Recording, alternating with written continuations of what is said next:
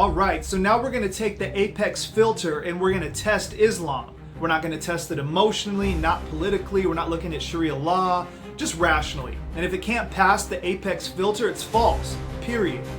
So let's go. The APEX filter, as a reminder, isn't just some clever acronym. It's a battlefield diagnostic to expose weak worldviews, and it stands for analyze, probe, examine, and expose. And if your worldview dies under this pressure, it was never alive to begin with. And now I'm aiming it straight at Islam. So step one, we need to analyze. What does Islam claim? Well, Islam claims a few things. We're just going to look at three. That Allah is the one true God, Muhammad is his final prophet, and that the Qur'an has been perfectly preserved in its universal truth. But are those claims consistent, evidence, and livable? These are good questions. Number two, we're going to probe. We're going to probe for logical consistency. And here's the problem, or a few of them. The Qur'an says Allah is merciful, yet guarantees no mercy. It says that Allah is all-loving, yet had no object of love before creation. Therefore, this attribute was lacking its full expression. Islam claims to affirm previous scriptures like the Torah and the Gospel, yet it contradicts them. It says Jesus is a prophet, but they also say his words are corrupted. Islam is just full of self-refutation, and if Allah is all-powerful but can't protect his own revelation, you've got a contradiction and a weak God. Number three, we're going to examine external and historical evidence. So let's be real.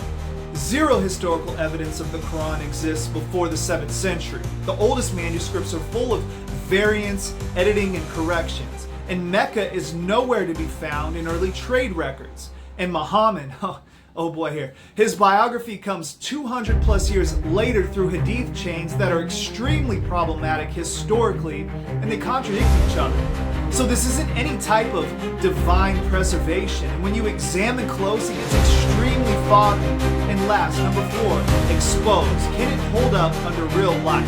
Well, Islam has no assurance of salvation, no personal relationship with God, there's no forgiveness without performance, there's no atonement, and Islam doesn't make sense of suffering and evil. It's just submission, fear, violence, and scales you really never know if they're tipped in your favor. Islam fails as a worldview. A religious prison is a better definition. So here's how Islam flunks the APEX filter. It's inconsistent, it's historically unrooted, it's existentially bankrupt.